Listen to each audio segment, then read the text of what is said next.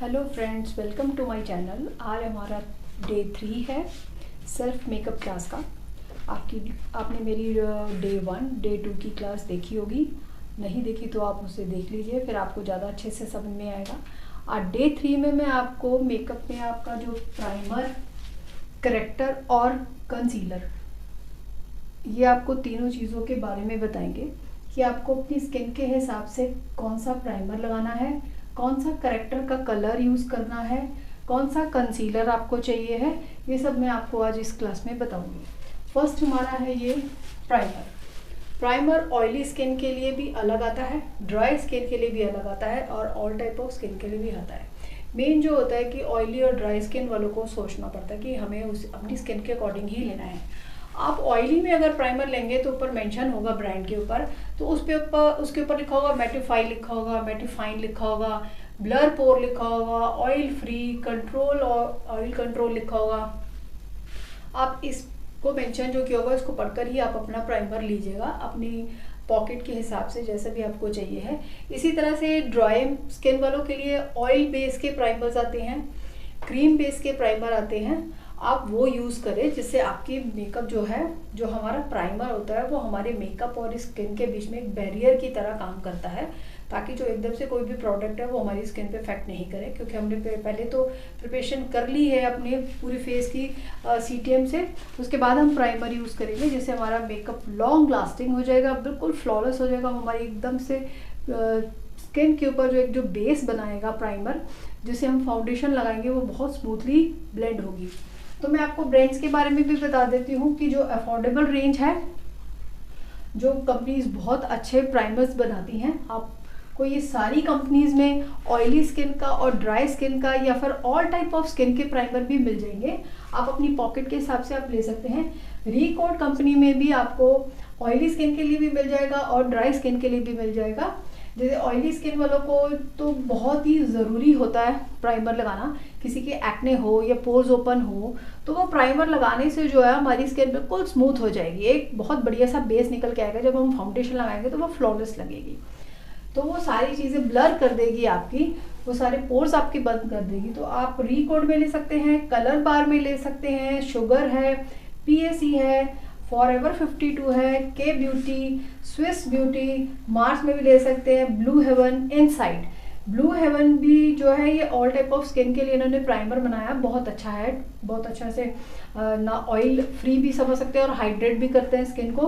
तो आप ये भी यूज़ कर सकते हैं। बहुत अगर हाई रेंज में आपको नहीं लेना, बाकी आप ये सारी रेंज में ले सकते हैं। तो प्राइमर जो है हमारे मेकअप के लिए बहुत इंपॉर्टेंट रोल करता है। तो मैं अब आगे आपको बताती हूँ कि आपको कैसे करेक्टर यूज़ करने हैं और कौन कौन से करेक्टर आपको लेने हैं।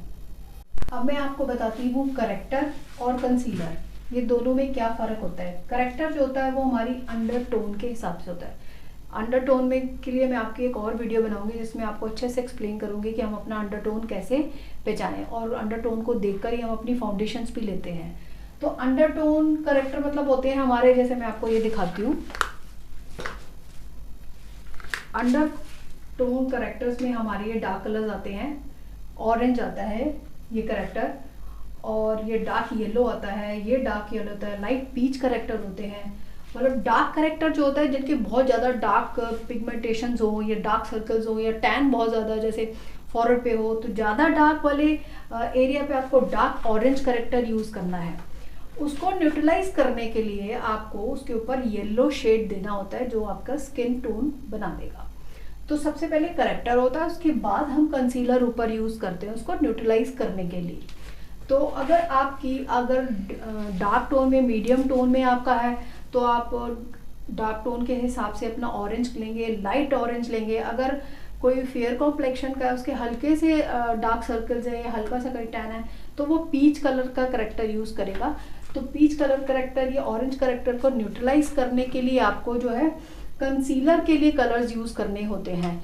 अगर आपने डार्क ऑरेंज लगाया है तो आपको ऊपर येलो कलर से उसको न्यूट्रलाइज करना है। अगर आपने पीच लगाया तो बहुत सा आप हल्का सा लाइट सा येलो टोन देकर उसको अपनी स्किन के अकॉर्डिंग कर सकते हैं, और फाउंडेशन और वो दोनों एक जैसा पूरा जो अनइवन टोन हमारी नज़र आती है तो वो पूरा एक बेस निकल के आता है।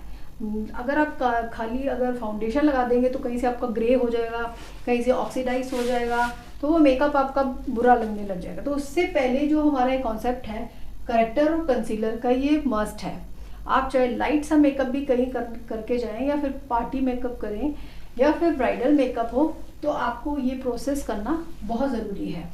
और एक चीज़ है कि करेक्टर हो या कंसीलर हो, वो भी आपको अपनी स्किन टाइप के हिसाब से ही लेना है। अगर आपकी स्किन ऑयली है तो आप अपने करेक्टर या कंसीलर दोनों चीज़ें एक जैसी ही होनी चाहिए, मतलब लिक्विड बेस में। जैसे कि मैंने पहले वीडियो बनाई थी, लॉरियल हो, फॉरएवर 52 ले सकते हैं आप, स्विस ब्यूटी ले सकते हैं, और भी सारी ब्रांड्स हैं। तो ऑयली स्किन वालों को जो है लिक्विड बेस में ही करेक्टर हो या कंसीलर हो, दोनों चीज़ें लिक्विड ही होनी चाहिए। ये नहीं कि आपने एक करेक्टर आपके पास पड़ा हुआ था तो आपने क्रीम लगा लिया या फिर कुछ लगा लिया, नहीं, बिल्कुल भी नहीं, वो मेकअप आपका सारा खराब हो जाएगा। ऑयली स्किन वालों को लिक्विड बेस ही लेना है, करेक्टर भी और कंसीलर भी। और ड्राई स्किन वालों को क्रीम बेस में ही, ये क्रीम बेस जैसे शोपैरल है और आपकी बहुत सारी ब्रांड्स हैं जिसमें पूरी क्रीम पैलेट आपकी बनकर आएगी। इसमें आपको करेक्टर भी मिल जाएगा, कंसीलर के शेड्स भी मिल जाएंगे, तो आप इस टाइप की पैलेट्स ले सकते हैं। तो जो ड्राई स्किन वाले हैं उनको क्रीम बेस ही लगाना है, नहीं तो अगर आप लिक्विड लगाएंगे तो वो पैची और केकी हो जाएगा, जिससे आपका सारा मेकअप ही खराब हो जाएगा। और लिक्विड वालों जो ऑयली वाले हैं उनको लिक्विड ही लगाना है। अगर वो क्रीम वाला यूज़ करेंगे तो उनका जो है अपना जो ऑयल है और जो क्रीम का ऑयल है वो मिक्स होकर स्टे नहीं होने देगा। तो आपको अपनी स्किन के अकॉर्डिंग ही करेक्टर और कंसीलर ही लगाना है। एक ही, अगर लिक्विड लगा रहे हैं तो लिक्विड ही लगाएंगे ऑयली वाले, अगर ड्राई वाले क्रीम लिक्विड करेक्टर लगा रहे हैं तो करेक्टर कंसीलर दोनों ही क्रीम का होना चाहिए। तो मैं आपको इसके ब्रांड्स भी बता देती हूँ जो बहुत बेस्ट ब्रांड्स हैं, अफोर्डेबल रेट में हैं, आप अपनी पॉकेट के हिसाब से कोई भी ले सकते हैं। इस पे प्रो एलेगल में करेक्टर आते हैं, प्रो एलेगल में, और भी सारी उसमें आते हैं कंपनीज में, लॉरियल पेरिस में करेक्टर कंसीलर आपको दोनों ये सारी कंपनीज में मिल जाएंगे। फॉरएवर 52 के आते हैं, शोपैरल के आते हैं, मैक के आते हैं, स्विस ब्यूटी ने भी बनाए हैं, मतलब और अफोर्डेबल रेट में बहुत अच्छे भी बनाए हैं। मेबलिन में भी हैं, क्राइलॉन में भी आपको सुप्रा और डर्मा, क्राइलॉन में भी आपको पैलेट्स मिलेंगी। सुप्रा जो होती है ड्राई स्किन के लिए होती है, डर्मा जो पैलेट होती है वो आपकी ऑयली स्किन के लिए होती है। तो अगर आपको इसकी टेक्निक पता होगी तो आप दोनों कभी भी किसी भी सीजन में यूज़ कर सकते हैं। अगर आपको टेक्निक्स नहीं पता तो सुप्रा आपको ड्राई के लिए है और डर्मा जो है आपकी ऑयली स्किन के लिए है। और आपका PAC, इसके भी पैलेट्स आपको मिल जाएंगे, करेक्टर कंसीलर सब दोनों भी हो सकते हैं, चाहे आप अलग अलग ले लें, चाहे आप ऐसी पूरी पैलेट्स आती हैं ऐसी पूरी पैलेट्स ले सकते हैं। तो डे 3 में आपको मैंने ये बताया कि प्राइमर, करेक्टर और कंसीलर, ये भी सब आपको अपनी स्किन के अकॉर्डिंग ही लेना है, अपने स्किन टोन के हिसाब से लेना है, और आपको अपनी जो भी बजट है आपका, जो भी अफोर्डेबल रेंज में आपको ही लेना है। और ये नेक्स्ट क्लास में मैं आपसे मिलूंगी फाउंडेशन के ऊपर, वो थोड़ी सी मेरी लंबी भी हो सकती है क्लास, क्योंकि मैं अगर आपको चाहूँ तो अच्छी तरह से समझाना चाहती हूँ कि आप अच्छे से अपना कलर टोन ले लें ताकि आपको बाद में कोई प्रॉब्लम ना आए। तो हम आपको नेक्स्ट वीडियो में मिलेंगे। Okay, bye, thank you.